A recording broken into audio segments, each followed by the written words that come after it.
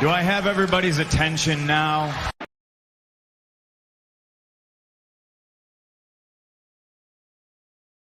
That I welcome this kind of examination because people have got to know whether or not their president is a crook. Well, I'm not a crook.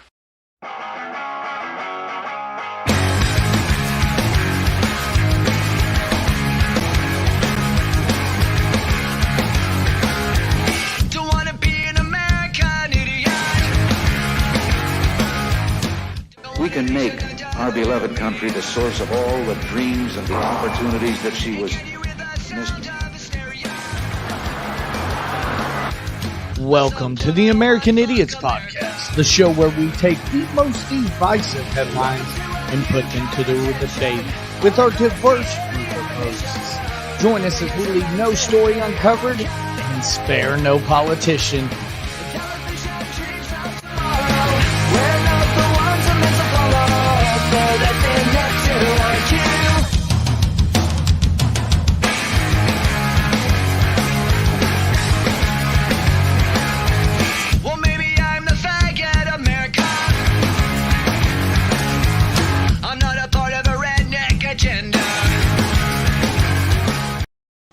What's up, everybody? Welcome in on a special night here, Wednesday night at 7:30. It's the American Idiot Show. I am Money Mike, and I will be joined pretty quickly here by the other member of our panel that was available tonight, the Manny Hispani himself.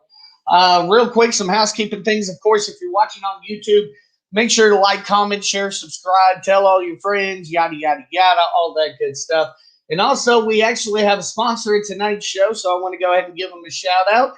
It is South Central Wrestling. They will be having an event Saturday, April 24th. You will see in a rematch for the SCW Championship, Coletti and Leo Keegan, the Nocturnal Flame, also in action. You'll see El Rey.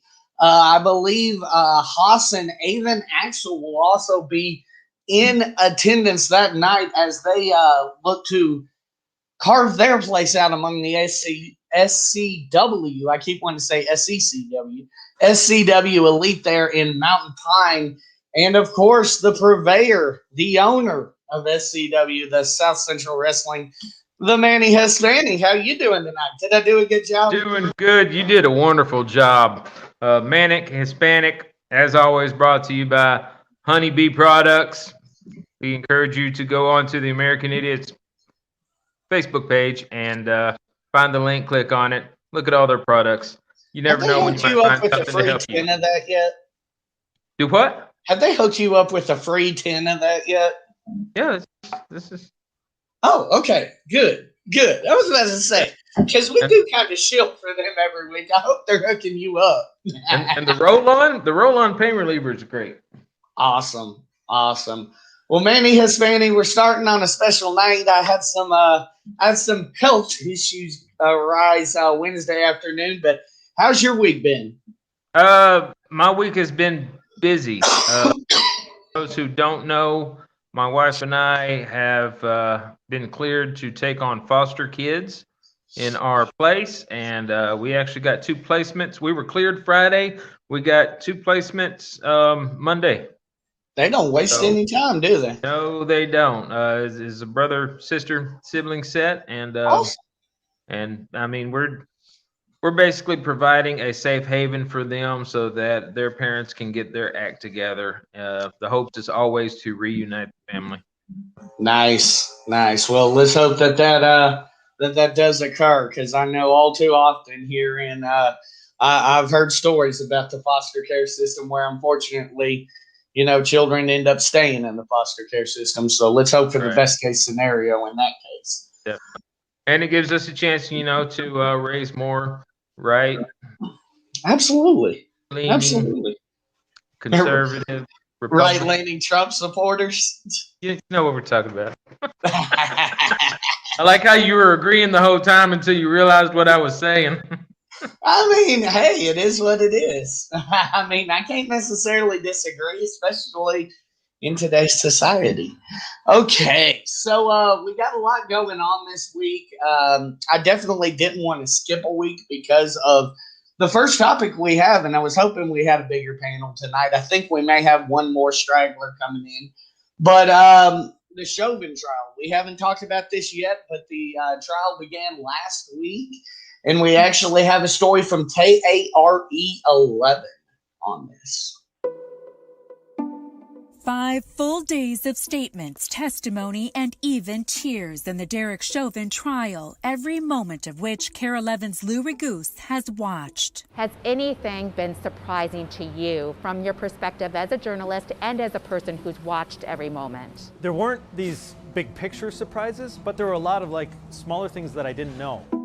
Let's start with that big picture. Lou notes there was never a question the trial would review what happened, what force was used, and specifically what caused George Floyd's death.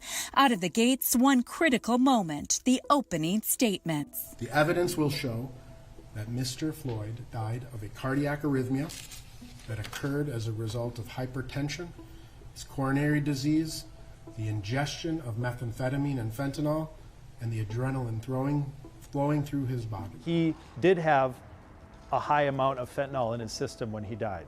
And so the defense in their opening statement talked about how they're going to bring in the evidence to show that that was his cause of death. George Floyd lived for years, day in and day out, every day, with all of these conditions until the one day on May 25th when he ended the 9 minutes and 29 seconds, and that was the only day he didn't survive. The prosecution gave an effective opening statement, 9 minutes and 29 seconds. They want the jury to remember that's the amount of time that Derek Chauvin's knee was on George Floyd's neck. Then Lou says witnesses weighed in on what happened. Nobody can forget the Facebook video that went viral. That was shot by a teenage girl named Darnella. Her testimony was extremely emotional. He cried for his mom. He was in pain. But when a 61-year-old man broke down crying on the witness stand and they had to take a break during court, I mean, that was perhaps the most emotional moment of the first week. Then Lou notes the trial turned more investigative, with 2 different MPD supervisors giving their profound perspectives. If your knee is on a person's neck, that can kill him. The statements by Lieutenant Richard Zimmerman concerning him thinking it was an improper use of force were very blunt and very directed at the jury.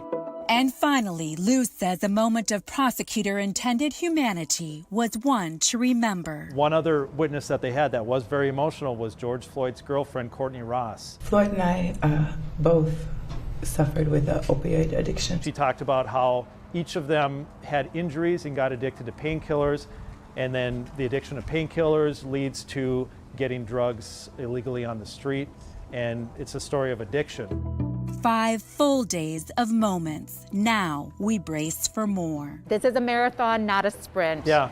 So any expectation for what's to come? Don't underestimate how important the medical evidence is for both sides. That's where the case is going to be won and lost. Now, once again, it's critical to note that this week was the prosecution's turn to prove their case. Lou and legal analysts note the defense did make a couple of very important points in cross-examination, but their turn is still to come. Okay, so let's go ahead and talk about this first week and some of the things we saw in that video. The first thing I want to address is the defense is coming out, and of course, I want to kind of keep this as far from. I think we both think that Chauvin's a piece of shit human being. I want to keep this as to in the area. I'd appreciate it if you wouldn't talk for me, Michael. Okay, I apologize. I can talk about him being an asswipe, all by myself. But I want to look at it from an opportunity and an actual chance of a conviction here. The first thing that the defense threw out in opening statements was this was a cardiac arrhythmia, and that it could have basically the way it sounds that they're going is, hey, this guy was a walking time bomb and he could have died of it at any time. I think the prosecution effectively counterpunched that. They said, this guy's had these conditions for quite some time. There's only one day he didn't walk out alive. It's a good point. What did you think of those statements? Stuff like that, I look at it as smoke and mirrors because, the same thing could be talked about with Michael Jackson. Okay. he lived with his addiction and doing all that for as long as he did, and one time it was too much. Very true. If you look at all kinds of stars who have lived with addictions until that one time. I mean, Jim Belushi, Chris Farley, anybody in the 27 Club. Yeah. You look at a lot of those people that, yes, they lived with that condition, being addiction. Granted, they didn't have the heart condition and all that, but they lived with their condition until they didn't. And it was no knee on anybody's back that killed them. True. Very good point. What do you think about the strategy that it looks like they're going to unfold of, just really hammering the amount of time that Chauvin's knee was on Floyd's neck? Do you think that's a smart thing to home? Because that is the big issue. I mean, if I was the prosecution, one of the things that I would be doing is asking the jury to cup their hands over their mouth and nose for a period of 9 minutes, just to see how sitting there while you can still breathe, how difficult it gets after a couple of minutes, and what happens, once you've gone over 9 minutes. True. Well, and I mean, one thing that makes me think about the situation at one of the protests I attended here in the local area. They had us kneel down for I believe 8 minutes 46 seconds, and you really don't understand just how long that time frame is until you're forced to think about it, and you're just sitting there on a knee, and you're like, holy crap. I mean, and it's funny that you say that. Me being in professional wrestling, we look at matches in terms of minutes. So when I think about some of the matches that I've had and some of the things, that we've done in the matches, knowing about how long a 10-minute match goes, it's a long time. That is a long time to fill. Eric wants to comment, said nobody was covering Floyd's mouth, though. Eric, I think what he was doing was he was just trying to, without telling somebody, hey, cut off your air supply for 8.5 minutes, just kind of restrict your oxygen flow for exactly 8 minutes and 46 get a clue, guy. Jeez. I mean, you can't tell them to hold their breath for 9 minutes, because then the argument would be, well, they were saying he could still breathe and he was still talking. Okay, exactly. By cupping your hands over your mouth and nose, you get a feeling of the restricted air. Mm-hmm. And getting that feeling for 9 minutes would give the jury an idea of what this guy was going through. Now, one thing that the gentleman said there in the story, he said that he thinks that the most important and the most key evidence is going to be the medical testimony. Now, that's interesting to me for the simple fact being, we do know certain things. We know that, he has these pre-existing conditions. We know he was addicted. We know he had opiates in his system. We know all of this. But, I mean, you can't necessarily rule out just by saying, oh, well, he died of a issue with his airway that could have been triggered by his pre-existing condition. You can't necessarily rule out, though, that the knee or the stress from the event caused the pre-existing condition to cause his death either. Am I right on that, or am I? Yeah, you're totally right on that, because one of the things that I'm looking at, the damning real information, is the other cops that were saying this was excessive. So when you have other people that do the same type of work that Chauvin did, saying that that was too far, that paints the picture of who Chauvin is. Now, Eric here again comments, says the knee wasn't cutting off his airway. I teach the cuffing position. It can be done for a long time. Eric, there's plenty of professionals that are out there that say that the position or what have you, the maneuver that was executed during this time was not protocol. His knee and everything was in the wrong position, and he was incorrect for what he's doing. So I don't think you're going to find anybody that is going to – you're going to be in the minority as far as saying that Chauvin was acting correctly in that area.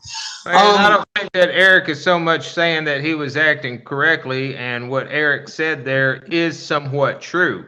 The knee to the neck was not cutting off the airway. It was limiting the air that he could get.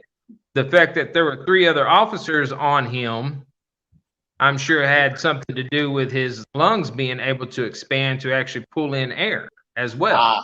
I see your point. I apologize, Eric. I do see now that Manny explained it a little bit better, I do see the point. Which also goes to the point of me saying, you know, cup your hands over your mouth, because it's not actually cutting off your air, but it makes it harder to breathe. How much impact do you think on the jury did it have for the girlfriend to get up there and talk about their addiction and talk about things like that? That's a little bit of an oddball to me, as to it explained the humanity of Floyd, but it also kind of seemed like a PSA for don't do drugs. You know what I mean? Right. And you're asking me to make guesses about 12 people that I have no idea what goes through their heads. Bottom line is some will look at that as a sad thing. Some will look at it, maybe get angry. You're talking about 12 individuals that there's no telling what's going on in their head. Right. So I can tell you what kind of impact that has on the jury.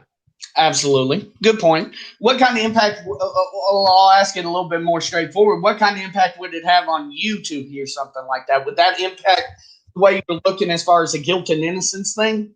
No, because I've said it several times. It doesn't matter how high somebody is.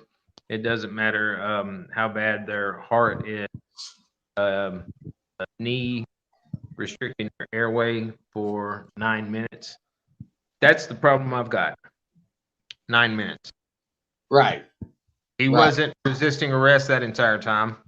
That 9 minutes that he was down there with those officers on him, he was laying there telling them that he was having a hard time breathing, telling them that, talking about his mom, different stuff like that. He was not fighting back. Right. Absolutely. And I would agree with that statement. One thing that I'm surprised, and we may see it coming forward, that I haven't seen the defense throw out there is what me and you have talked about on the show before. I'm surprised that they're not using these people that witnessed this event and say that they helped take this issue to another level. They helped not instigate the issue. I'm looking for the word here. They basically aggravated the issue. I could actually honestly see that as a not bad defense. It's about the only defense that I really see that could potentially work for him. This medical defense kind of seems a little off to me as far as this goes. I mean, do you think that this is potentially, you're hinging your bets on something that could easily be argued, you helped aggravate the condition or something like that. Right. I don't think that the crowd really played into it. So I don't think that they really have a card there to play. Bottom line, if anything, what the crowd did by filming and putting this up there is pushed cops to come forward against what Chauvin did. Chauvin. To come forward against what Chauvin did, where a lot of those officers may not have said anything about, yeah, that was excessive. Now with this video, they're kind of being put on the spot too. So it's, choose up sides now. Right. Absolutely.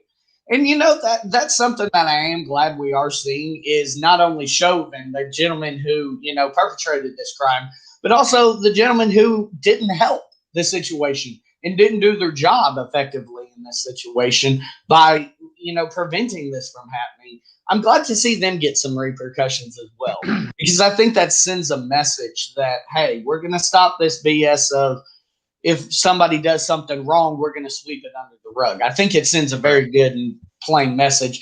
After the first week, obviously, like they said, the defense hasn't really had an opportunity to state their case yet. But after week one, do you feel good about a conviction? And which one do you think? I do. I think they're going guilty, and I really believe that they're going to go for. I really think they'll get him on manslaughter. You think manslaughter? Yes. Okay. And see, me and Lisa are who hosts Clear and Convincing with me on Tuesdays.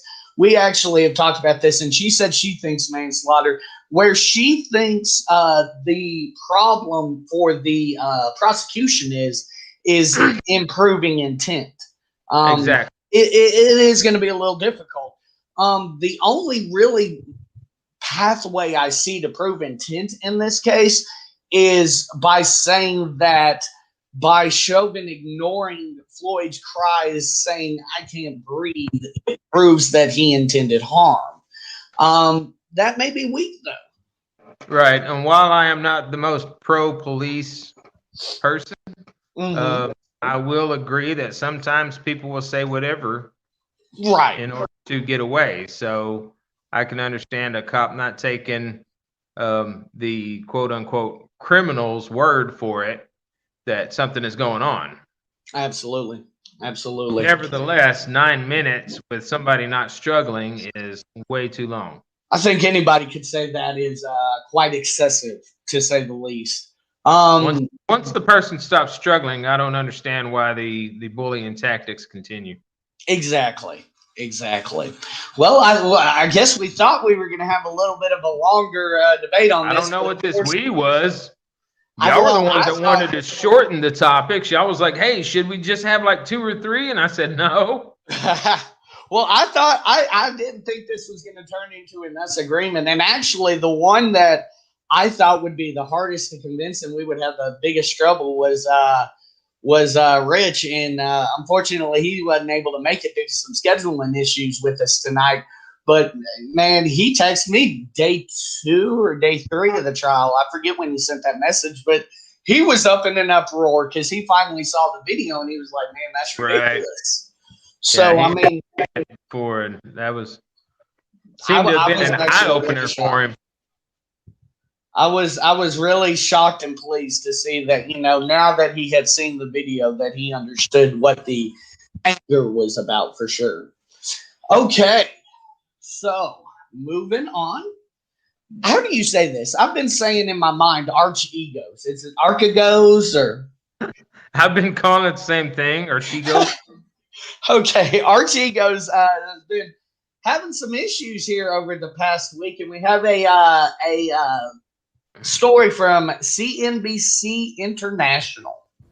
Absolutely, and I think it all comes down to the fact that, as Steve was saying, that the marginal cost of money is going up, and when the marginal cost of money goes up, you definitely see how the over-leverage, the excessive liquidity provision into the leverage space as well becomes a major issue. So you have this instability in the system that creates higher volatility, higher intraday moves, and ultimately throughout those 2 decades that the 4 of us has been doing TV together, it comes up, everything from Enron to LTCM and the likes, and this is a clear warning sign, a harbinger of what's to come. I just also want to comment on the fact, why is the market not reacting? I think it's pretty clear. What the market is saying right now is that the fiscal impulse, the size of the monetary stimulus, is more than enough right now to create, and I'm deliberately not calling it a perfect balanced economy, but a delicately balanced economy where you have higher marginal cost of capital being compensated by that fiscal impulse itself. I think that is a wrong conclusion, obviously, but I think that's what's keeping the market in a steady place right now. But it's all sort of, the internal combustion engine is heating up, and ultimately will have to release some energy. Maybe this is a bit glass half full, but is there not perhaps an argument here that the regulatory changes that we saw post the GFC are actually working? The fact that we could have an event of this size and ultimately the market says, well, we know that these banks have been stress tested consistently. We know that they have excess capital in the hundreds of billions of dollars. They can absorb a $6 billion loss and we move on. Well, Well, if your argument had, of course, it has validity, but if it was truly the case, then we wouldn't be in a situation where these same bank has facilitated this amount of leverage into a very gray zone of a market, even for a person like me with over 30 years experience. So yes and no, Jeff, obviously is the answer. No, in the sense that this deal was still created inside those same parameters. The system ability to take this, I think it's too early to call.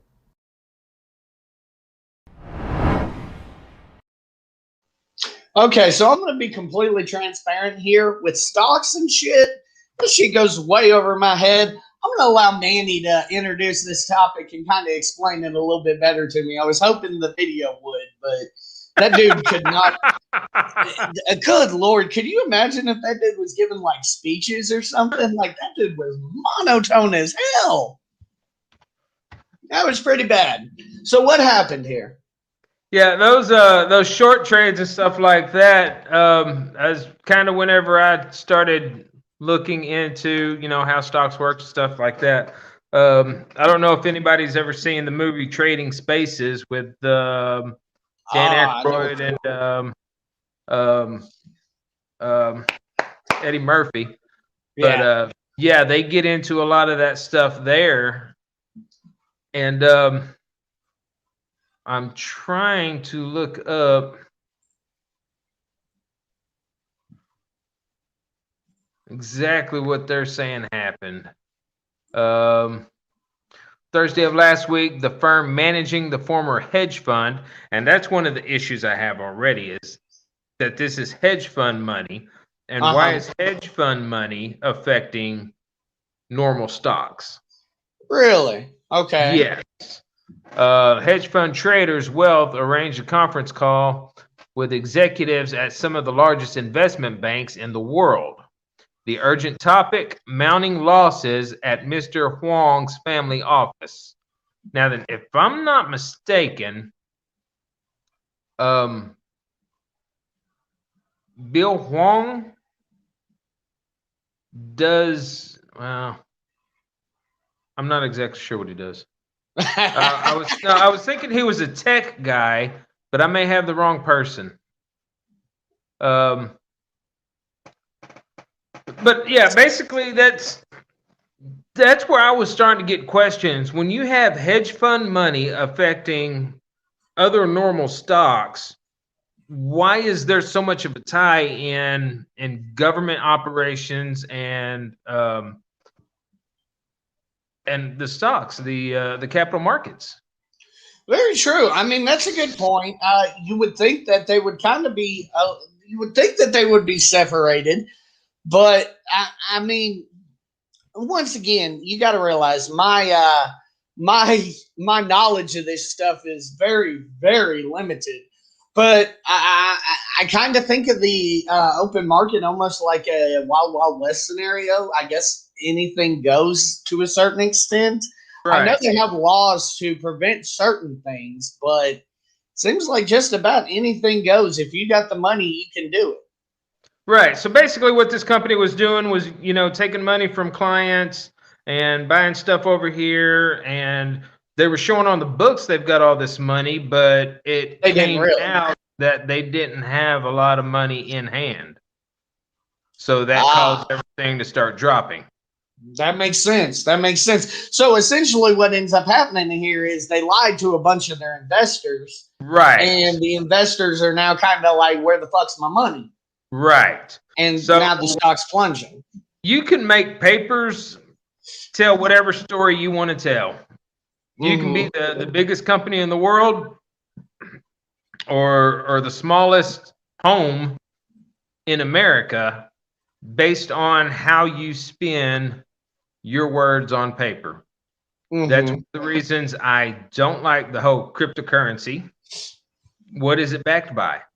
See, that's my thing too. Like cryptocurrency is a little bit off-putting to me because money, and that's the weird thing to me. So a debit card or a credit card is actually something tangible. A dollar bill is something tangible. Change is something tangible. Cryptocurrency is something in the air. It's part of the cloud, so to speak. And it's zeros and ones in a computer system. Right, exactly. And you're hinging, number one, that this computer system doesn't have an error. You're hinging a lot of your fortune on these things, and I don't know about that. That is a big issue, in my opinion. An even earlier issue that I had was the fact that our currency is no longer backed by the gold standard. I think you've brought that up before. What exactly does that mean? Back in the day, a measure of gold was worth a specific amount of money. You couldn't have more money than you had gold. In I believe it was 1967. There's Franklin D. Roosevelt. He's the one that got us off the gold standard, trying to make things better from the Great Depression. Right. So they were printing more money than they had gold to back. Got you. Okay. And that's where the U.S. dollar started deflating in actual worth. Got you. Because I remember in the 90s, the dollar was like top dog, and then it started slowly falling off. And now I think, I could be wrong, but are we worth less today than the peso? No. Could be wrong. No. I could be very wrong on that. Way wrong. A dollar is still like worth 10 pesos, 10 or 11 pesos. I know. Okay. Now, the euro is more expensive. I'll tell you, just based upon this, I just quick Google search. Let's see here. What's this site that this is? Thomas Cook and Forex has a listing, and it actually has the dollar at number 1, the Swiss franc at number 2, the Cayman Island dollar at 3, and then the euro at 4. I thought we fell past the euro. We did for a long time. I'm surprised that they've got it something different. What is that chart? I will send you the link right now here. Give me 1 second. This was this is Thomas Cook, a Fairfax company. I don't know where that ranks as far as believability, as far as currency, but yeah, it has the United States dollar. This is about a year ago, I should say. The Swiss franc, the Cayman Island dollar, the euro, the Gibraltar pound, the British pound. June 5th, 1933 is when FDR took us off the gold standard. Okay, so that was, like you said, part of his New Deal. And, right. They were trying to figure out how to get the United States past the Great Depression. So that was one of the steps that they took. If we got back up to number 1, I missed it. But I mean, I guess that may be part of the stuff that Trump was bragging on, that, you know, when he was talking about our economy doing so well, maybe that's one of the things he did. Give me a second. Let me. And honestly, for all the internet sleuths out there, if I'm wrong on that, I already told you, quick Google search, and that was the first thing that popped up. What exactly did you search? U.S. dollar ranking or something like that, and world currency. Yeah. Oh, wait. Now I'm getting what the hell? Okay, FSSXI has the U.S. dollar, $1 U.S. equivalent to 84 cents worth of euro. So hell if I know, honestly. All right, currency exchange rates. We're learning, people. I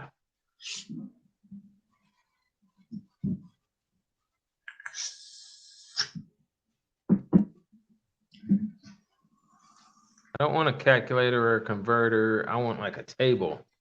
Right. Maybe the euro's the strongest. Hell if I know. I want to be able to look at it. This shit's like a rabbit hole. Once you get down it, all right, euro is better than the dollar. A euro is equal to 84 cents. Right. Okay. I mean, we've still got to be in the top 5, though. There's no way. All right. Top 10.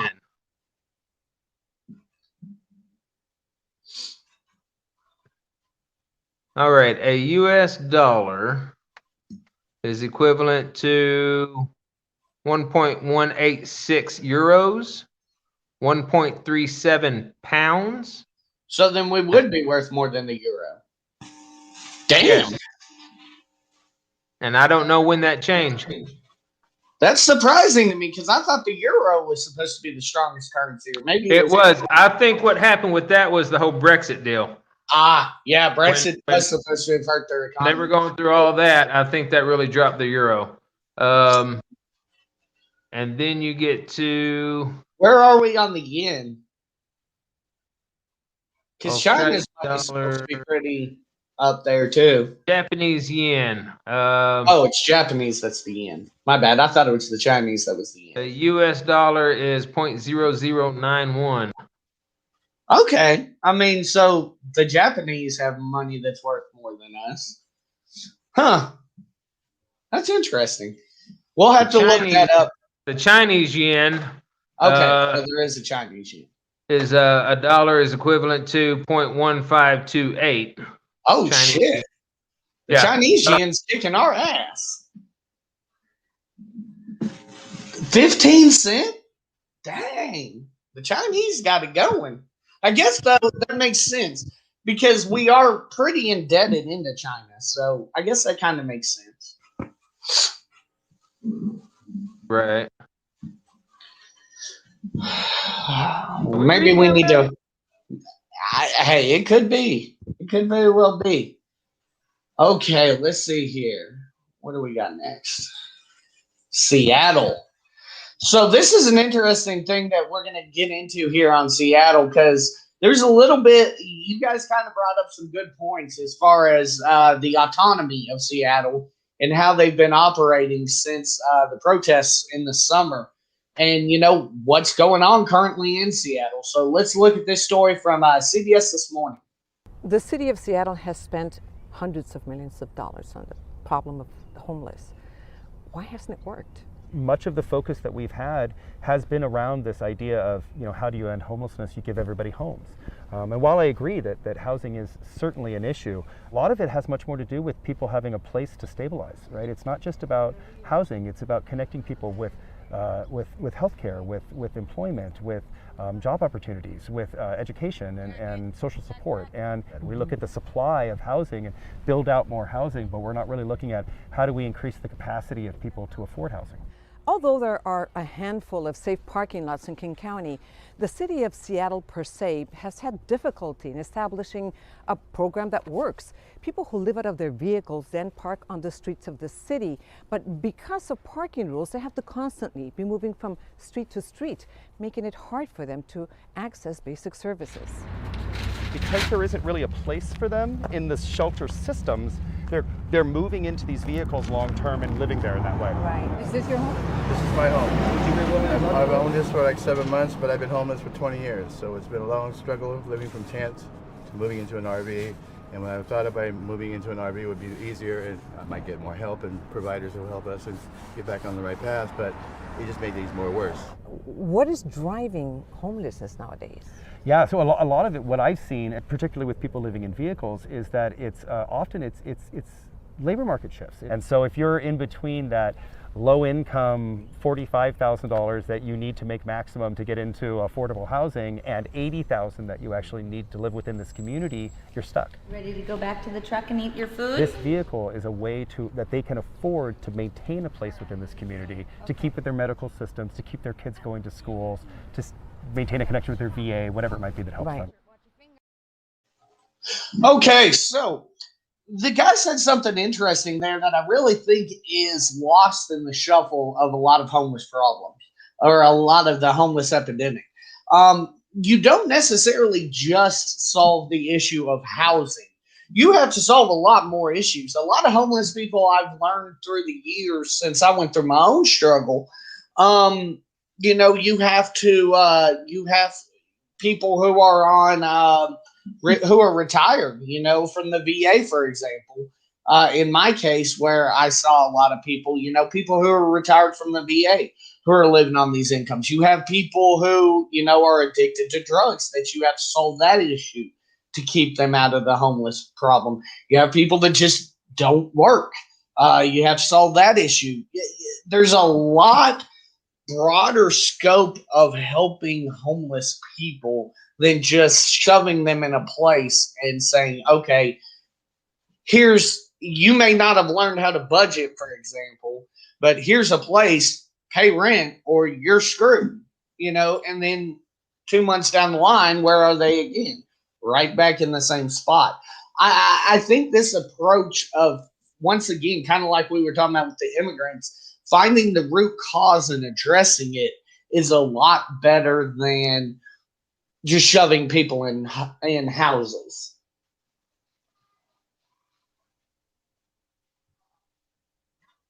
Is that all you had?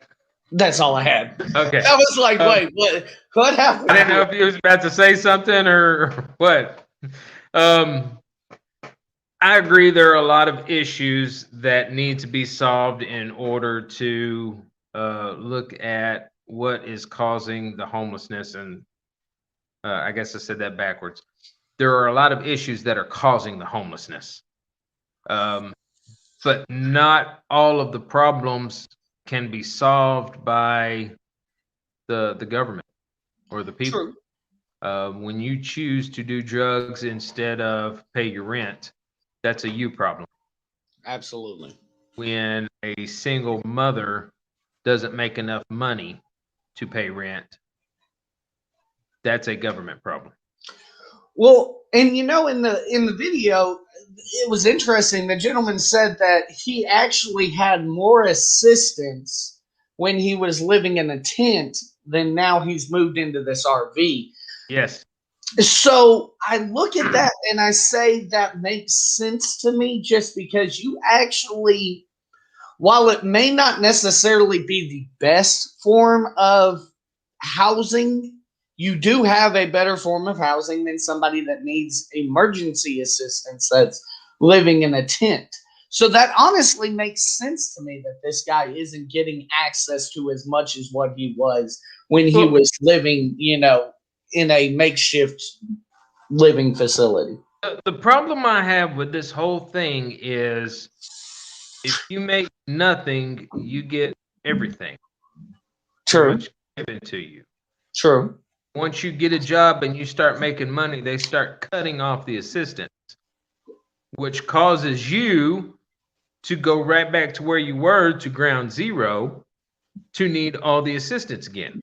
So my question, and fundamentally, the way I remember this situation when I was, going through the program, is Section 8 here in Arkansas, at least, or at least Central Arkansas, works like this. If you have zero income, they pay your full rent, and then it goes in waves. If you make this much, we'll pay 75%, 50%, 25%, et cetera, et cetera. I agree with you in a certain aspect, because I think a lot of homelessness is caused by budgetary issues. But at the same time, I also understand the government's perspective of, well, if you're making more money now, why do I need to help you as much when you also need to learn to take care of yourself? So I catch-22 in that case. Because it offsets. I mean, there is no grace period in that time that you start making the money and you transition yourself off of assistance. Right. As soon as you're making that higher wage, they want to cut everything. Mm-hmm. So it's hard to be able to go from you're living in this 2-bedroom house, you're in one room, your kid's in another room. Just for the hell of it, let's say you're paying $600 a month in rent. Right. Which is reasonable for an apartment around here. All of a sudden, you start making $700. Well, now they want to take that $600 rent that they were paying away from you. Mm-hmm. Now you've only got $100 to live off of.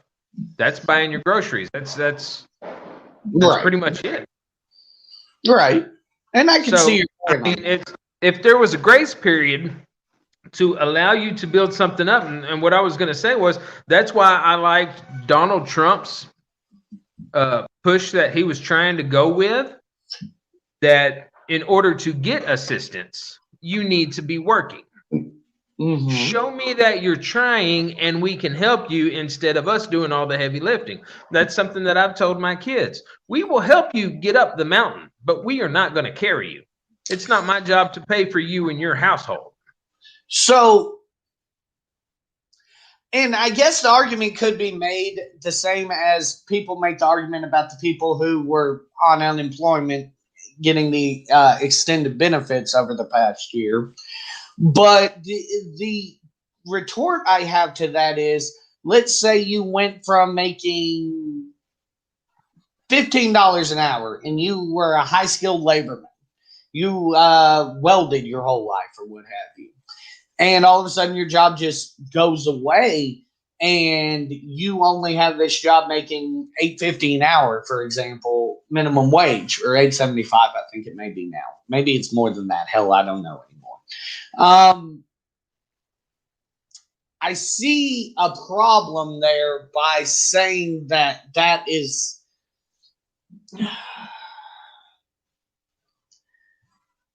I feel like it would cause undue strain on the person to expect them to take care of themselves fully if they were on, say, minimum wage compared to where they were living.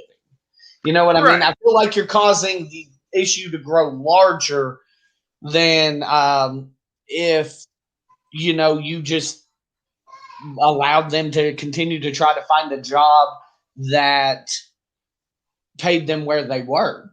And maybe I'm wrong in thinking that, but I feel like if you ask them to maintain on a minimum wage budget, as opposed to when they're used to, having this welding job where they were paid pretty well, I feel like that's asking a lot for somebody to be able to swing all of that.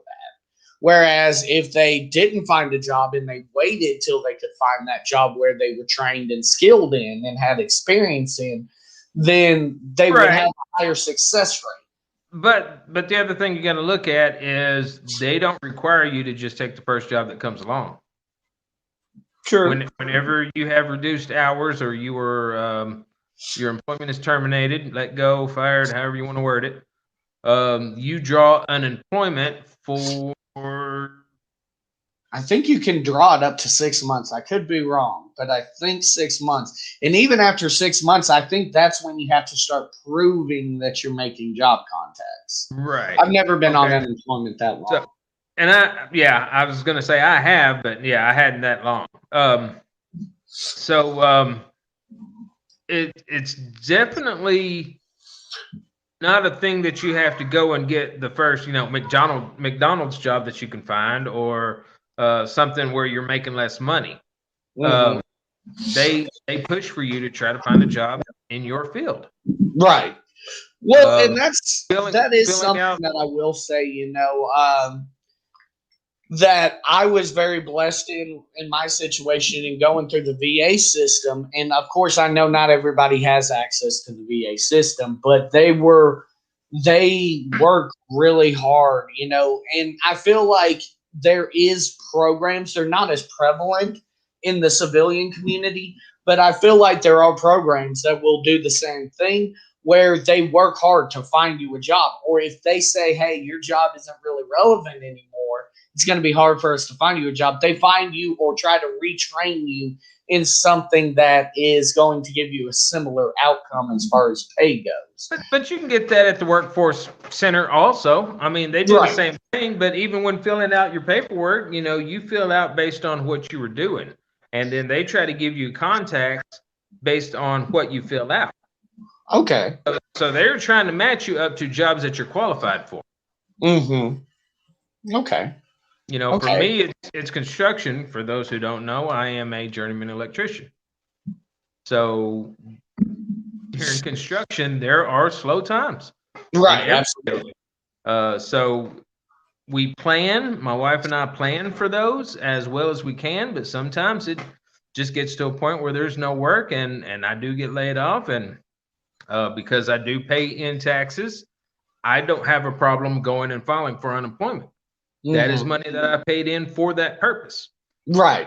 Absolutely. But in the meantime, while I'm doing that, if I find an electrician that may be a smaller company and more local, I will go ahead and take a job here and there as long as it isn't really hurting the family. Sketchy Peasant finally, I guess, was able to join us. He says a lot of individuals who are homeless suffer from mental illness.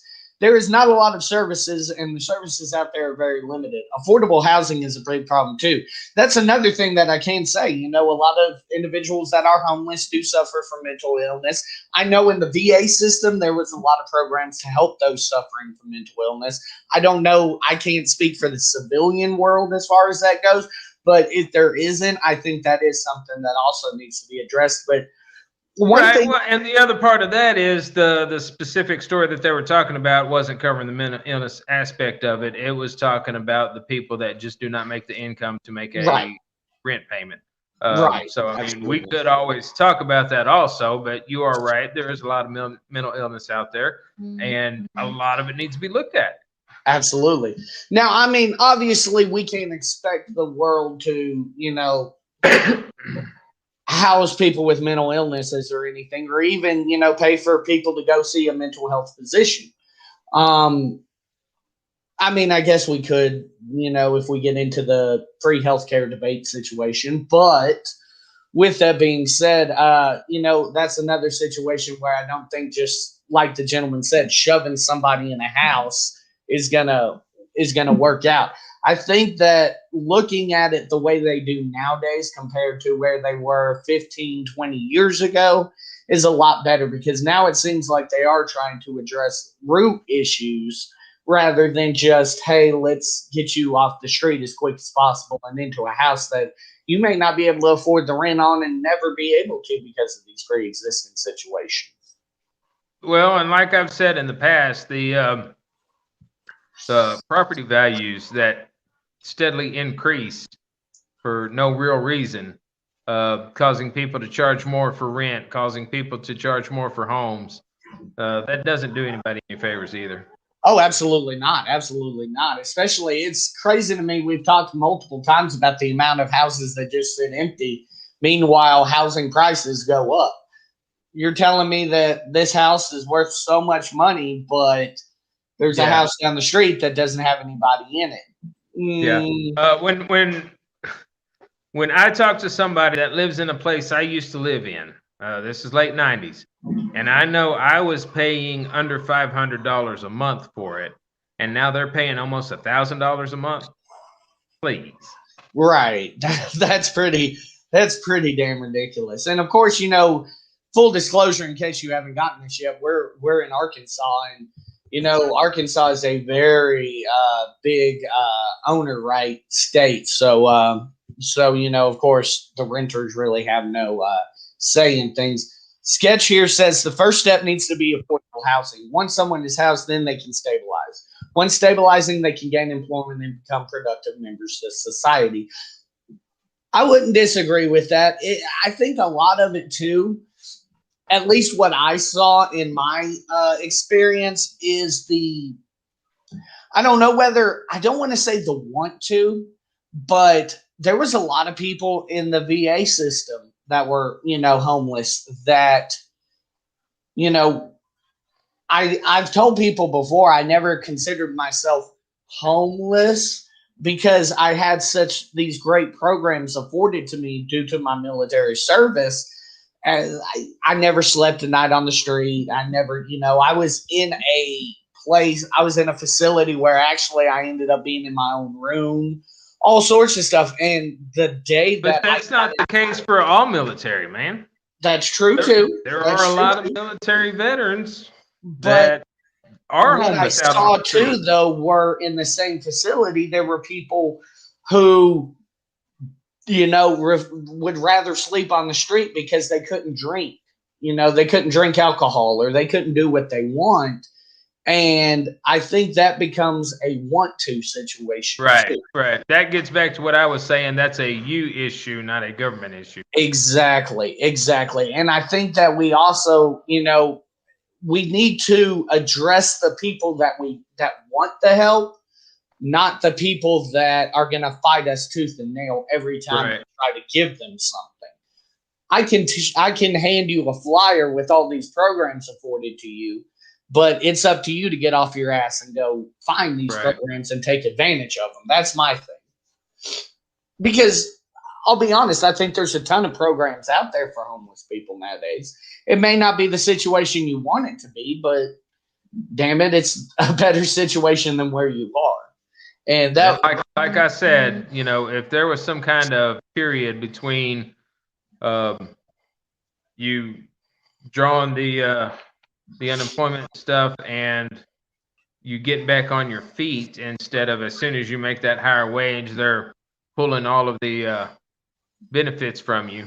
Right. If they would allow a grace period, some kind of period for you to get acclimated back to a normal routine, that would definitely help a lot of people too. Well, and I think that's the thing too. I think you hit the nail on the head. You can't expect 100% out of the gate. There does have to be a grace period. In a lot of cases with homeless people, they're recovering financially, so they have other debts that they have to pay or what have you. And we may be completely wrong on this, and there may be a system. All you have to do is ask for it. Who knows? But you make a damn good point about there needs to be a system there to allow people to get their feet under them before you just rip the carpet and turn them loose on society. For sure. Okay, so before we go on to that next topic, I was going to point out. I was reading that backwards on this currency chart. The U.S. dollar is equivalent to 84 cents, or 0.84 of a euro. Okay. It is equivalent to 0.72 of a pound. Ouch. It is equivalent to 74.37 rupees, though. Ooh. It is equivalent to 1.31 of an Australian dollar, 1.26 of a Canadian dollar, 1.34 of a Singapore dollar. Huh. So, I mean, we get beat up. It still sounds like we're top 5, but man, it's Swiss franc is above us as well. It's 0.92. Oof. I mean, barely, but everybody talks about how well the Swiss is doing, and we're just barely losing out to them. So, we definitely want to go to Japan, where a dollar is worth 109 yen. Whew. Jesus. Poor Japanese people. Or Colombia, where it's 3,654 pesos. Oh, I'm cool with that. I could be a king down there. Or an Iranian rial, 42,024. Holy shit. That's crazy. Yeah, you can live like kings. Live like a king. Absolutely. The peso, the Mexican peso, where'd it go? Mexican peso, dollar is equivalent to 20 pesos. Okay. So multiply your paycheck by 20, and that's what you'd have in Mexico. Woo! I've been living good in Mexico. Okay, so getting back into it here, the new Georgia voter ID law and the fight for voters' rights. So a lot of people are used to me being on the left side of things recently, even though I do identify as a moderate Republican. I may actually end up pissing some people off on this topic, but let's go ahead and listen. Last question. Governor Kim, my name is Abednego Don. I'm a Georgia resident. I live in Gwinnett County. I appreciate your coverage. We all join you in communicating this not only in Georgia, but nationally as well. My question is this: how is it that in-person voting requires identification, yet we fuss and fight over requiring identification for absentee ballot?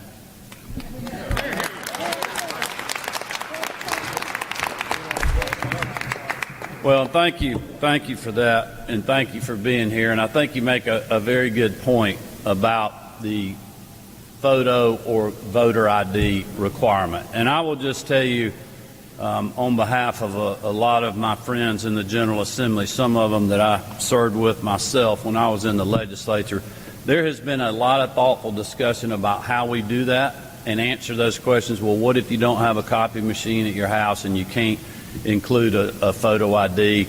That's why you have where you can simply write the numbers down and other ways that you can request an absentee ballot.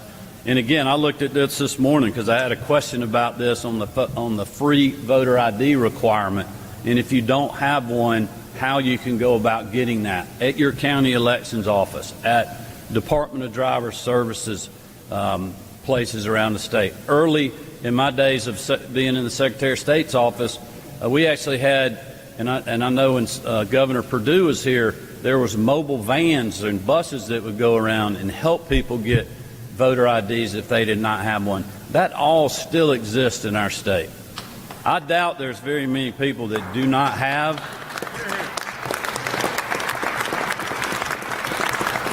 I doubt there are many people that do not have an ID, but for those that may be in that situation, if they're elderly or whatever the situation may be, there are easy remedies to fixing that situation to make sure that everyone can vote, but that they can do it securely, which is one of the greatest rights and opportunities that we have as Georgians and Americans. Thank you all for being here.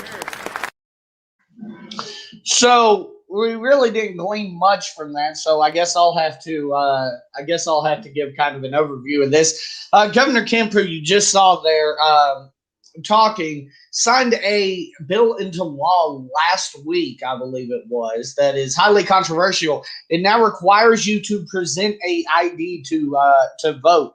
And a lot of minority groups are coming out saying this is voter suppression, and using voter suppression techniques to suppress the vote in Georgia. The MLB has pulled the MLB All-Star game from the Atlanta Braves due to this voter ID system. Sketchy Peasant says, Georgia and the South is a cesspool. Sorry, you two live in Arkansas. They lost the Civil War and are trying to screw black people over. We need to make it easier, not harder to vote. So, Sketch, I hope I don't make you mad with this, but here's my thoughts on this. And Manny, I know you're going to kind of echo some of this. So I'm going to try to change my verbiage up a little bit. But, you know, you do have to have an ID to do regular everyday things. Here's my idea, though. They have an identification card now in Arkansas, at least, that does not allow you to drive, does not allow you any of those other privileges. Right now, I believe it costs $20 to get one. My thought is, why not just take the monetary requirement off of it, and there's your voter ID. You make it easier to get an ID, you make it easier to vote. I have no problem necessarily with somebody physically proving whom they are to be able to vote. I mean, we have plenty of people out here stealing identities every day to take money and shit. I wouldn't doubt that, you know, in a high-stakes game like politics, people are stealing IDs to vote. And that's on both sides, Republican and Democrat. Politics is a dirty game. So why not make it easier? Why not take the monetary requirement off of it, just a regular, straight, state-issued ID? You go up there, you go to whatever revenue office or what have you, say, hey, I need an ID. I don't need a driver's license or anything like that. You go sit, take your picture, bingo, bango. Game over. You get to vote. I have no problem with that. If not that, then what the hell? Why don't we just do fingerprints? I mean, those are free. We all have them. I fail to see the issue with proving who you are and that you are a legally registered voter. That's the only problem I have. Sketch says poor people tend not to have IDs, elderly and college students. These groups tend to vote Democrat. I've been voting for 12 years and never produced an ID once. Voter fraud is a non-issue. Sketch, I mean, I take your problem with it, though, out of the equation. I say if you're a poor person, go to your revenue office and you get an ID for free. I don't see a problem with that.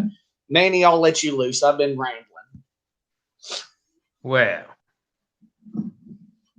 my fellow Americans, we have required an ID to drive, an ID to buy cigarettes, an ID to buy alcohol. Yet when we talk about IDing for voting, that's when all of a sudden it's a big issue. I mean, they're saying that there is a liquor store on every corner in a black neighborhood because they're trying to keep the black man down. Well, they have to have an ID to buy alcohol. So if you ask me, it seems like there'd be more IDs there than not as many. I don't see it as a way to keep the black vote out. Okay. What do you think about the idea I presented of just making a free state-issued ID? I think you listened to what the Georgia governor said, because he said there is a free option. In Georgia, there is. I don't believe there is in Arkansas. In Georgia, there may very well be, but in Arkansas, I know there isn't. Or if there is, it's happened recently. Well, like I said, I think you listened to what the Georgia guy was saying. He was like, "Hey, that's a good idea. I'll pretend like it's mine." White people steal everything else. I mean, hell, why not steal from another white man? No, I think that's the way to fix all of this. Not only it kind of helps serve both areas. The college students. I mean, I don't necessarily hate the idea of using a college ID to prove who you are. Sketch says, obtaining ID costs money. Even if ID is offered for free, voters must incur numerous costs, such as paying for birth certificates to apply for a government-issued ID. Good point, but I mean, isn't that proving that you are who you are? I see your point, but I don't know. He goes on, says underlying documents required to obtain ID cost money, a significant expense for lower income Americans. The combined cost of document fees, travel expenses, and waiting time are estimated to range from $75 to $175. So my first statement is, I know in Arkansas you can get a state issued ID for a social security card and a birth certificate. Two things, honestly, I've been guilty of losing, but two things you should never lose. At that point, I mean, I hate to steal Manny's phrase, but is that a you issue or a us issue? Right. Those are two documents that are issued to every person that is born in the United States. Right. Why don't you still have it? I would agree with that. And I mean, I don't mean... The other thing would be, like you said, with the fingerprints. While it may not help, the older generations, at birth, most kids are fingerprinted nowadays. Now, Sketch does bring up a good point here. He says in Texas, some people in rural areas must travel approximately 170 miles to reach the nearest ID office. Okay, let's make more ID offices. I mean, that's something that, okay. Because there's a mail-in option also. What now? There's mail-in option also. Okay, I would agree. But at that point, if you obtain an ID by mail-in, are you really proving who you are either? Kind of defeats the spirit of what we're doing. But, I mean, I'm telling you, it's a double-edged sword for me on voter ID. I think it's very imperative to make sure that the people that are voting are people of this United States. I think it's important. Not trying to take anybody's vote away, but I'm sorry if you've got a bunch of excuses as to why you can't prove who you are. Then we may guess you don't get to vote. I'm sorry. Right, and we may have not that we're trying to steal anybody's vote or take your vote away, but we have a standard, and I am tired of this lowering the standard to appease everybody else. This goes Right. back to the everybody gets a participation trophy so that nobody feels like they were left out. Right, and I would agree with that statement. I'm once again, I mean, even if it comes down to, hey, we send you the fucking ID by mail, and go from there. Like, there's got to be something we can do to make these IDs easier. And I have no problem with you having. I've got it figured out. You know what we need to do, Mike? Put one of these offices in every Walmart in the United States. That's not a bad idea. They've got a money center. Not So a bad idea. God knows there's enough of those. Sketch says in-person fraud is vanishingly rare. A recent study found that since 2000, there were only 31 credible allegations of voter impression. You can take your studies and go to the bank with those, man. I ain't paying attention to studies because they pull the numbers they want to pull to prove the points that they want to prove. I mean, true. He said the only type of fraud that photo IDs could prevent during a period in which over 1 million ballots were cast. I would agree. Even though it's something that's rare, though, I don't necessarily think it is wrong for me to say, hey, got to make sure you're actually registered. Is that the next thing we're going to do? We're going to say, hey, we're going to remove the registering requirement. I don't. I don't like that. I mean, it could be. It could be what's next on the agenda. I'm not sure. I know you wanted to skip the next topic, so we'll go ahead and move on to Russia and Ukraine, and then China and Taiwan. And we actually have a story from Al Jazeera English on Ukraine specifically. It's pictures like this that have got the government in Kiev so concerned. A week ago, 4 Ukrainian soldiers were killed in fighting in the east. Now Kiev's accusing Russia of preparing to expand its military presence in the separatist-controlled regions of Donetsk and Luhansk, as well as the border with Crimea to the south. Москва має припинити військове нагнітання. On Thursday, Ukraine's foreign minister called on Moscow to, quote, immediately and unconditionally reaffirm its commitment to a political and diplomatic settlement and a ceasefire regime. Now President Joe Biden has spoken directly with the Ukrainian leader Vladimir Zelensky. The White House says he affirmed the United States' unwavering support for Ukraine's sovereignty and territorial integrity in the face of Russia's ongoing aggression. We discussed the situation in Donbass in detail. President Biden assured us that Ukraine will never be left alone against Russia's aggression. Russia's Foreign Minister Sergei Lavrov says any new conflict in the east would, quote, destroy Ukraine. He's warned against incitement by Western powers. With the NATO defense alliance saying it's concerned about a Russian build-up, Moscow says the real threat is NATO sending troops to Ukraine. Undoubtedly, such a scenario would lead to a further increase of tension near the Russian border. Of course, this will require additional security measures from the Russian side.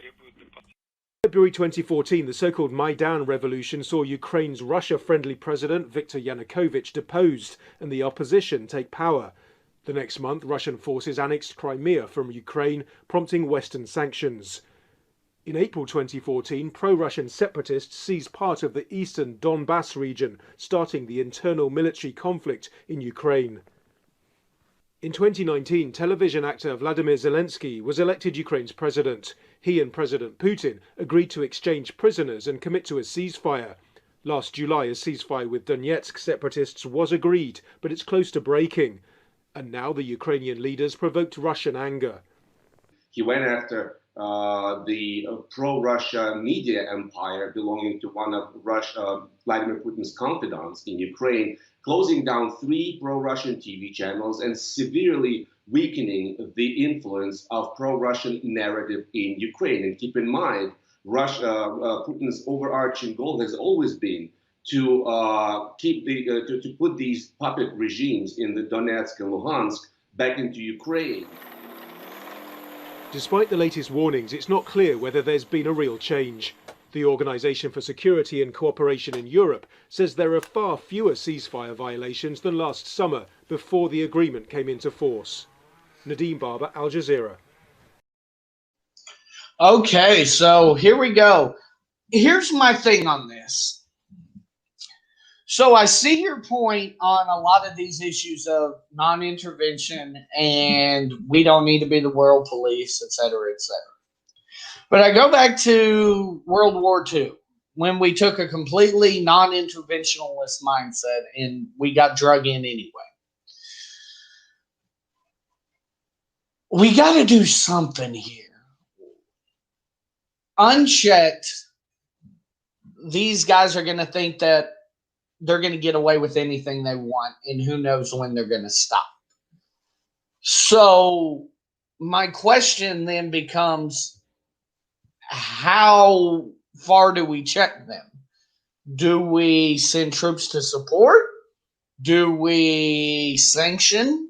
Do we go to the UN for a resolution? What is acceptable? Until they are actively trying to take over these areas, I don't think that boots on the ground is a smart move.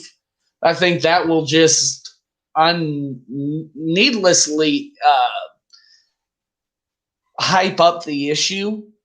But I think there needs to be a strong response in both of these cases from the Biden administration. Bottom line, you got to get to the root cause of what's going on. To my knowledge, the big part of Russia and the Ukraine is the only means that Russia really has to get the fleets into the waterways. Okay. Going through the Ukraine, they've got to go through there to get to the Black Sea and then through the Persian Gulf, and then they're able to get out into the open oceans. Well, then why don't they broker some sort of deal between the two countries? Right. That's why I'm saying we got to get to the root cause and find out exactly what the real issue is. Is the Ukraine trying to refuse them access to that? Are they trying to put taxes on them for, or some kind of sanction to allow them to use that? Those are answers I don't have. Right. The China-Taiwan thing, I think these are two countries that have been fighting for a while. Right. And I think it's just basically China wants Taiwan and Taiwan's like, go to hell. Unless I'm mistaken. So at that point,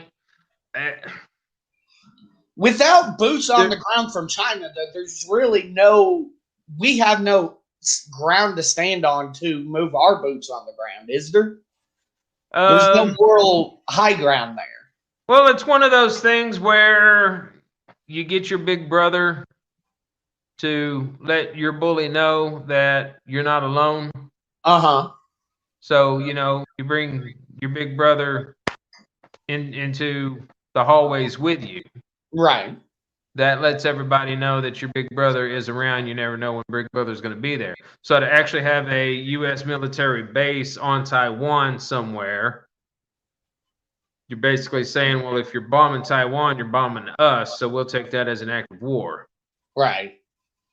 And I could also see China coming back saying, hey, that's a show of aggression from the U.S. towards us for moving their military so close to us. And once again, something that could have potentially been taken care of without boots on the ground becomes a big military conflict. Right. I mean, it definitely gives way back to it's a similar era of the Cuban Missile Crisis. Right, exactly. Where it wasn't necessarily that Cuba was against us; they were just allowing Russia to be there. Right. And the U.S. took that as an act of aggression. Well, and I feel like we're kind of getting back into that same game of chicken like we played with Russia in the 80s, and we're doing it again now. And also with China, where we're kind of playing chicken. We're going towards this. Who's going to blink first? Right. And one of the stories that I had shared earlier today on our other page, Mhm. Well, on our chatting page, I shouldn't say other page because people might try to find it. On our chatting page, which is where we talk about all kinds of stuff that y'all people never know about. This is true. You know, China is telling the U.S. not to snub the Olympics. Yes, I saw that. I It's saw going to be in Beijing, and they're like, well, if y'all don't participate, we're going to consider that as a form of aggression. Which is So- crazy to me. And I mean, at that point, if I'm Biden, I'm on the phone with the UN like, bro, Yeah. we'll have a problem, and I'm going to need y'all to have my back. Because, I mean, and I don't think the Biden administration or anybody has come out and said that they're opposed to the U.S. Fielding a team. I think that... Yeah, that's the crazy thing. There hasn't been any talk about it. Right. If there were stories and reports and everything going around worldwide saying, you know, the U.S. may not go to the Olympics this year because this is going on, I could see them saying something about it. But just to kind of bring that out of left field, I thought that was real weird. Right. It's kind of crazy because, I mean, the last time I remember anyone saying that they weren't going to be a part of the Beijing Games had nothing to do with humanitarian. It was back when COVID was going on, and they said, hey, we're going to respectfully back out. And then they eventually, moved to the games, I think, to this summer. I could be wrong on that. But nobody said anything. Like, that's kind of crazy that they even go there. Like, dude, it's almost like China. It's like they're testing us. And I don't like the way they're testing us. Because the first thing in me says, go F them up. But then I also am like, oh shit, it's China. How much can we really F them up? You know, so. That's the deal. Okay. Everybody marvels at the size of their army. Right. A bomb don't care. That's true, but that's a lot of bombing. That's a hell of a lot of bombing. Well, if there's one thing America has, it's a bunch of freaking explosives. That's true. That's damn true. We find ways to blow crap up just because. Hey, it's Independence Day. Let's blow stuff up. Right. Unfortunately, oh shit! Fireworks would skyrocket. The cost of fireworks would skyrocket. But no, unfortunately, though, we don't have one thing at our disposal to freely use that we did in WW2, and that's the atomic bomb. So, we couldn't just drop a bomb and be like, yo, okay, we're done here. No, it's gonna take a hell of an effort to try to overcome that for sure. But we'll see what happens. It's getting a little sweaty around here, to say the least. Yes, it is.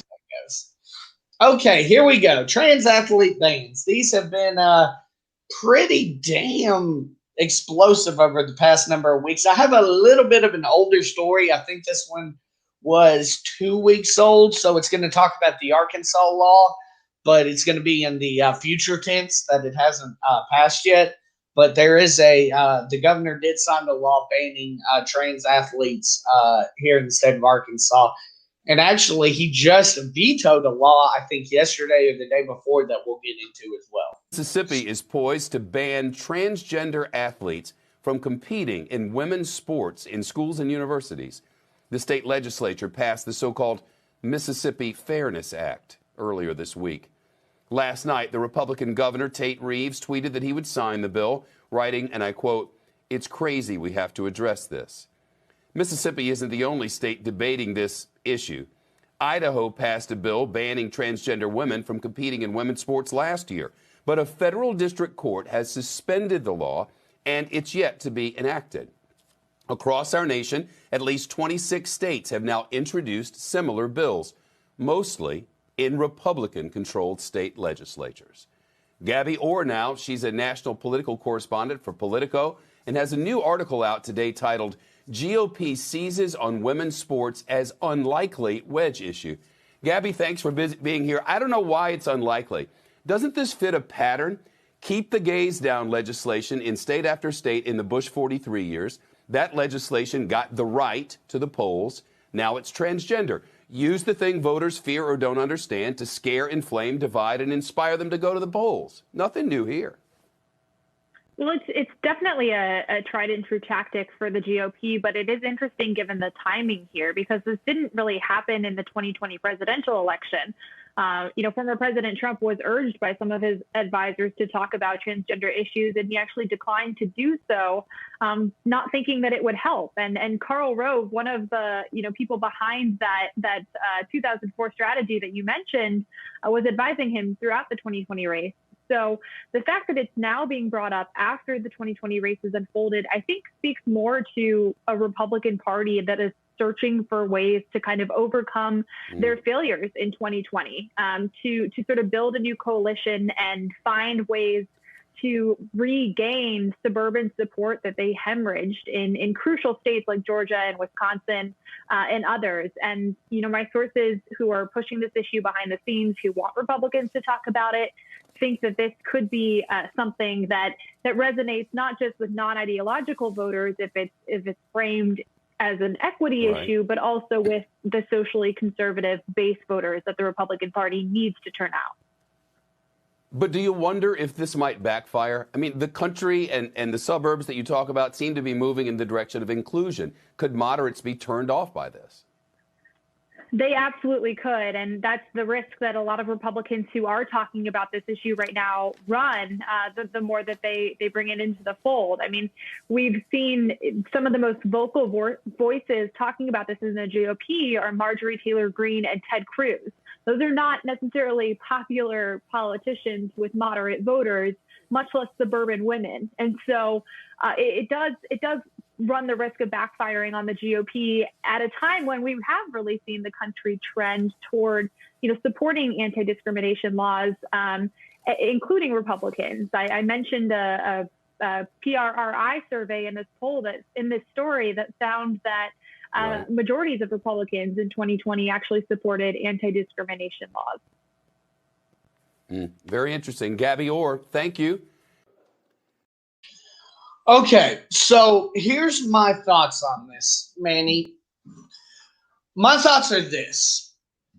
Transgender athletes are being banned right now from female sports, for example. We'll go with the females. Because of testosterone and a potential for them to have some sort of competitive advantage. Now, with that being said, one thing I want to bring that was brought to my attention this week that I didn't know, but studies have actually been done on these transgender females after they've made the transition, and their testosterone levels are equivalent or less than that of a female that has gone through menopause. If that is indeed the case, 100%, and I'm looking for a study to back this up, but if that is indeed the case, then why are we banning these athletes from competing in their sport of choice? There's no competitive advantage in this case, and I see no issue with it besides you having an issue with the lifestyle. That takes the competitive advantage argument out of the realm of possibility for me. In that case, if a trans woman who has gone through the chemical transitions and everything, and you test them for testosterone and they are, equivalent with somebody that basically has none, where's the issue?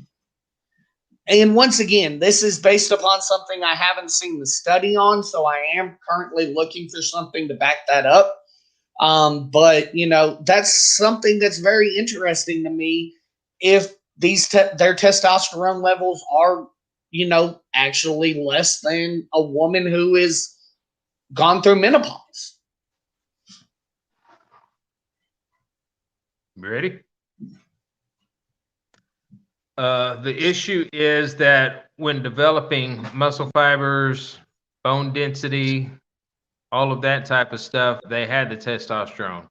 So you're looking at biological things that were developed as a man, even though they no longer have the testosterone as a man.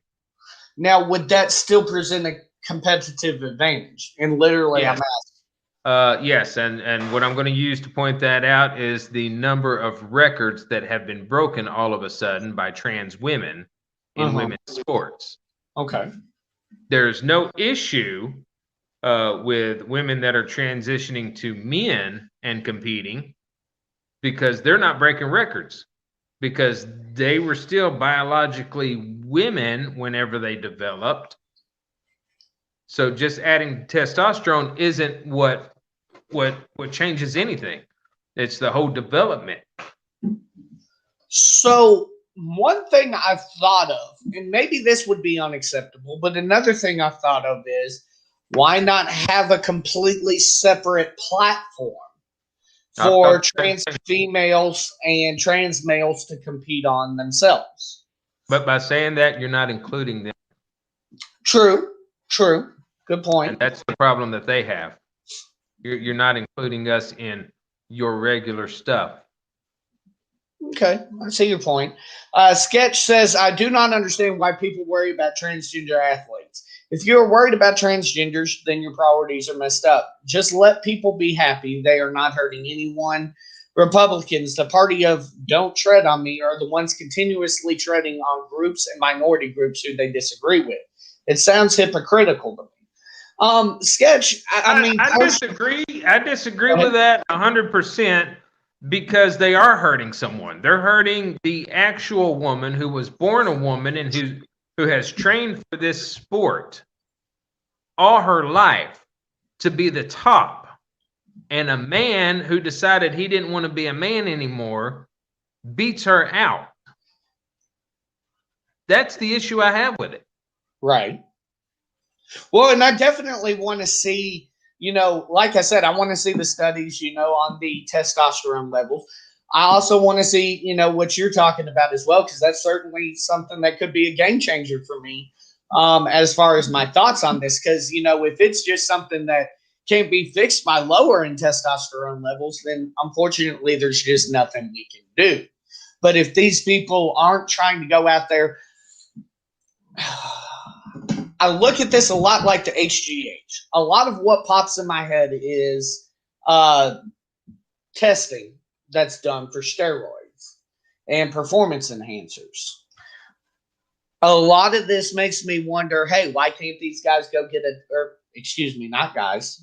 Why can't they go get a testosterone test and, prove that their testosterone levels are lower, what have you? Kind of like we do for HGH and all these other steroids that they do in amateur athletic events. But like got one story here about the Guardian. Not sure exactly. The Guardian is a little right-leaning, but if they have scientific evidence, then they have scientific evidence. I mean, that's what I'm looking for. Trans women retaining 12% edge in test 2 years after transitioning, study finds. Okay. But again, taking my words that I spoke earlier, you can take your studies and pull whatever data you want to out of it to prove your point. Very true. Like I said, it's certainly something that, it's either we take it and we say, okay, their testosterone levels are down, so we're cool, or, hey, they have this competitive advantage because they have this, innate ability to store this muscle mass and things like you said that you only get as a male. Sketch says there are records. Who cares? If a transgender athlete beat my record, I'm not worried. Life goes on. What is the deal with records? They seem bigger. There seems to be bigger fish to fry than transgenders beating records.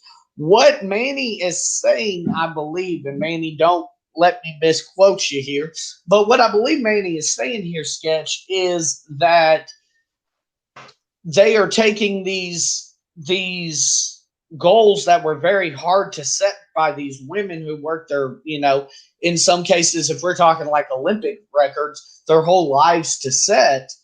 And you're taking somebody who did have an advantage by being born a male, potentially, with their ability to store muscles and so on and so forth.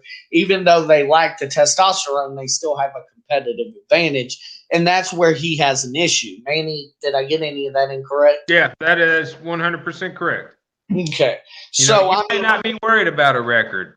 Right. I'm not worried about the records, but there are people that are. Those people that train to set those records. All right. And to have somebody that just comes in and sweeps it out for no real reason, I mean, it is an unfair advantage for a man who has transitioned to a woman to compete in the same events as actual birth women. Right. I see your point. I mean, and if there's not a big deal about records, why were so many people so worried about putting the asterisk on Barry Bonds' home runs? Very true. Very true. And I mean, Sketch, I can say that any athlete that has set a monumental record cares about that record. I will say that. If you're a sports person, they care. They absolutely care, because if we don't care about records, why are we retiring people's jerseys? Right. In a lot of cases, it's the culmination of their life's work. If they're not a professional athlete in the NBA, NFL, or anything, their goal in, their profession, whether it be weightlifting, swimming, what have you, that doesn't necessarily have a pro version of itself, would, that's their life work, is embodied in that record, saying that they were the best in their field. And, I can see where they would absolutely care. Yeah. Okay. Well, my American Idiot of the Week this week actually comes with a story as well, and this one's from 11 Alive. Houston police have announced an investigation of potential criminal misconduct by Deshaun Watson. It is unknown whether the accuser is one of 21 plaintiffs who have sued the quarterback of the Texans. Through social media, Mr. Watson has said he has, quote, never treated any woman with anything other than the utmost respect, end quote. An attorney for the quarterback said they would cooperate. Deshaun Watson is my American Idiot of the Week. Are you freaking kidding me? You are the face of a franchise, and you are asking a woman to stick her finger up your butt and give you a happy ending. Excuse my graphic terminology, but literally that's the quote. Are you freaking kidding me? This guy's my American Idiot of the Week. Like, at what point, how has Deshaun Watson not gotten canceled at this point? Because he asked, he didn't assume that it was going to happen? I mean, I guess maybe. Like, 21, Manny, 21 people.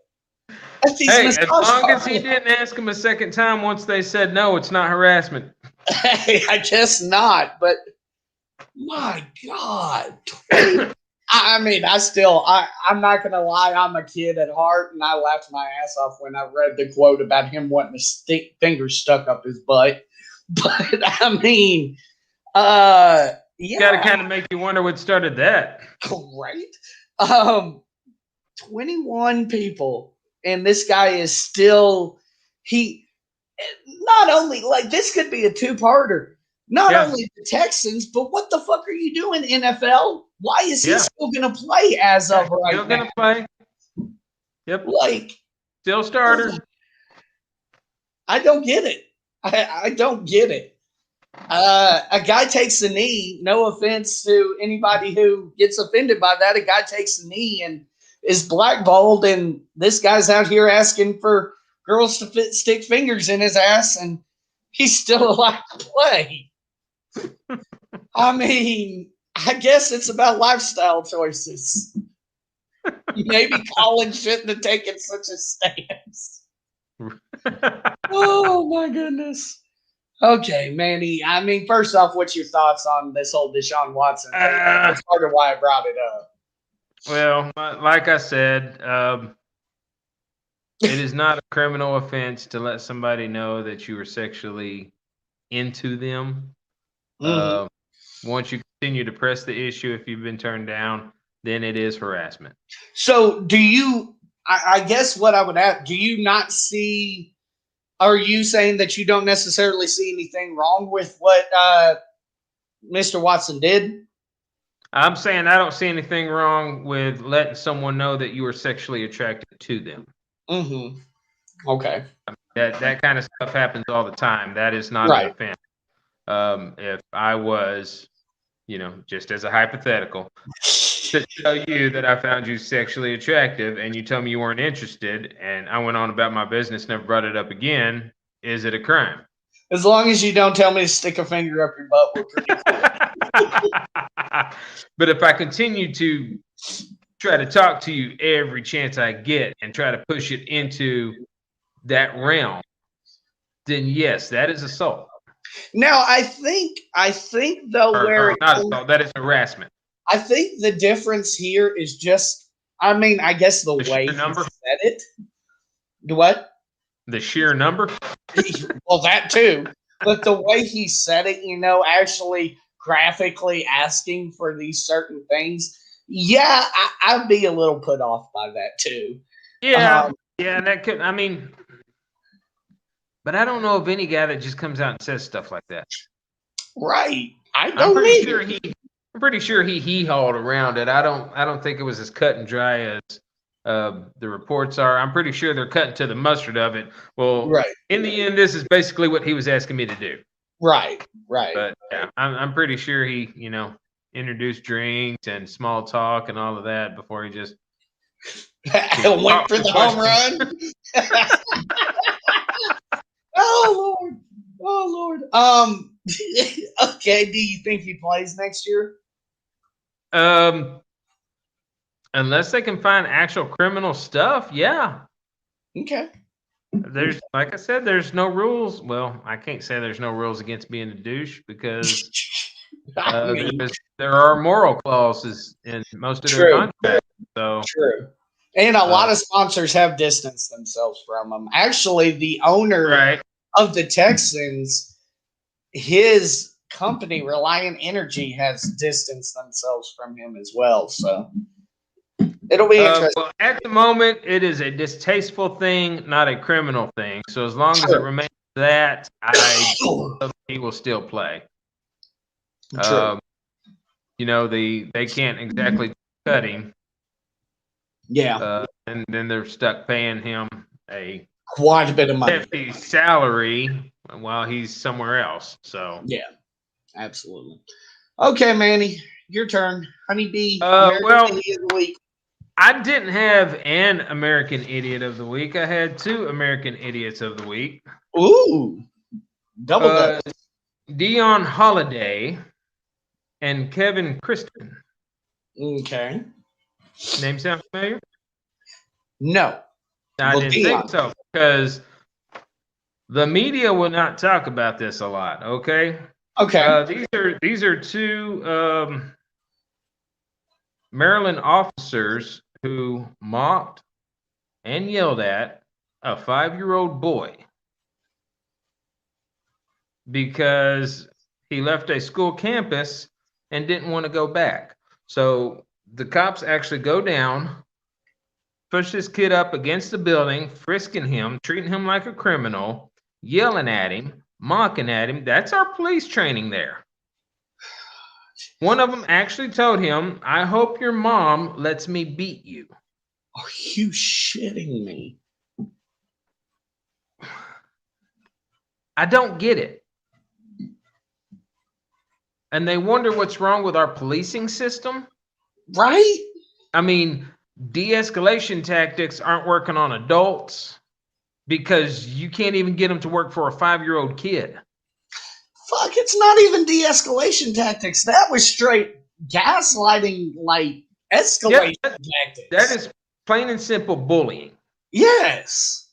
I'm assuming that this story is going to end with those people are no longer employed by the police, correct? Oh, I'm hoping so. I mean, this was my American Idiot of the Week for Monday, which was 2 days ago, which means this happened last week, and you're still not even hearing about it on the news. Okay, so you don't know. There hasn't been like a punishment announced or anything. I didn't. Yeah, as of Monday, they hadn't been arrested. They were still on administrative leave, or they hadn't been let go. They were just on administrative leave. I mean, technically, though, you did say something interesting. I wonder if that could go into a criminal element, child abuse or something like that. Right. Especially at the age. I mean, they talk about those being the formative years. So what kind of damage does that do to this kid down the road? Interesting here. Sketch says, Manny Hispani, I saw the video. Very sad. The cop could have turned the situation into a positive cop car ride. This is why people hate cops. Cops do not protect or serve. I agree. That's very interesting. I agree 100%.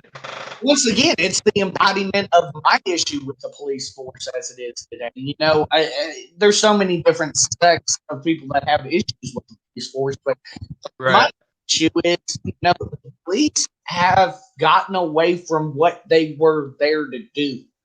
They were there to be a positive force, and now, like you said, they're bullies with a badge. Yes. I mean, this kid is probably going to, you know, grow up hating authority, probably going to need therapy. I mean, talking about a 5-year-old. Can you imagine? I didn't even see the video, but can you imagine how scared that kid was? Oh, I haven't even seen the video. I didn't realize there was a video. I only found the story. I mean, that's absolutely asinine that happened. And absolutely unacceptable. Great American Idiot of the Week, because those two, if those two haven't been found and beaten yet within an inch of their life, I'm surprised the mother or father didn't get a hold of them. Right. I'm pretty sure mom is the one that brought all this to light. My goodness. I couldn't imagine, dude. That's crazy. There again, even if the mom got involved while this was going on, what would have happened to the mom? Right. You know, she'd be arrested and all that. Then the kids in the foster system. Yeah. You get into a whole mess of stuff. I mean, it's like that right there is exactly why nobody really stepped in to save Mr. Floyd. Right. You know, it's 4 police officers. What exactly are you going to do? If you push them off of him, they're going to arrest you. And then because Mr. Floyd didn't pass away, you're going to get charges. And they're going to claim, oh, he was never in any real danger. And they wouldn't have a body to, you know, prove that he was. Exactly. So, I mean, unless it was Cher that was coming out there. Oh, my God. Yeah, speaking of which, Cher. Oh my God. Cher needs a little talking to. I like the energy. She does make a point, though. I mean, if a bigger celebrity like that actually went over there and told the cops what they were doing was wrong and actually pushed them. I mean, Zsa Zsa Gabor shoved a cop. And all she got was a fine. I mean, true. And she was actually speeding. You know, if a big star actually went over there and pushed one of the cops off of George Floyd, it could have made more of a difference than one of the many people in the crowd doing the same thing. Yeah. I don't think that Cher was actually trying to compare herself or make herself out to be a great white. Safe. Right. Like they spin it. Just putting out there that if she was there, maybe she could have done something. True. And that goes more to her celebrity than her race, nationality, sex, any of that. Right. Right, absolutely. Well, Manny, we got through another week here. Almost went 2 hours. Almost went 2 hours. Yeah, I'm kind of proud of us for what we did. Able to get 2 hours out of some of these topics. completely transparent with you guys, like Manny alluded to earlier. We were talking with Manny all week, like, bro, I think this Chauvin thing's going to take an hour to get through. And, we kind of got some weak topics this week to back up the Chauvin thing, but they actually turned into some pretty good topics. As well. Everybody, I want to encourage y'all to keep, messaging in, even though we may not agree with things you say. Right, we absolutely. do appreciate the feedback, really. Absolutely. Dina says she caught the tail end, LOL. Yeah, we're glad you're here still, Dina, though. Definitely keep on plugging in. Get your honeybee. Keep on plugging. I forgot to say that My American Idiot was brought to you by Honeybee. Sketch says, great show, Money Mike and Manny Hispanic. You too, Rock. Have a great rest of your week. Chauvin for prison 2021. I think we're going to get our wish on that one. I think we're going to get our wish on that one. But with that being said, for the Manic Hispanic, I am Money Mike, and we will see you guys next Monday.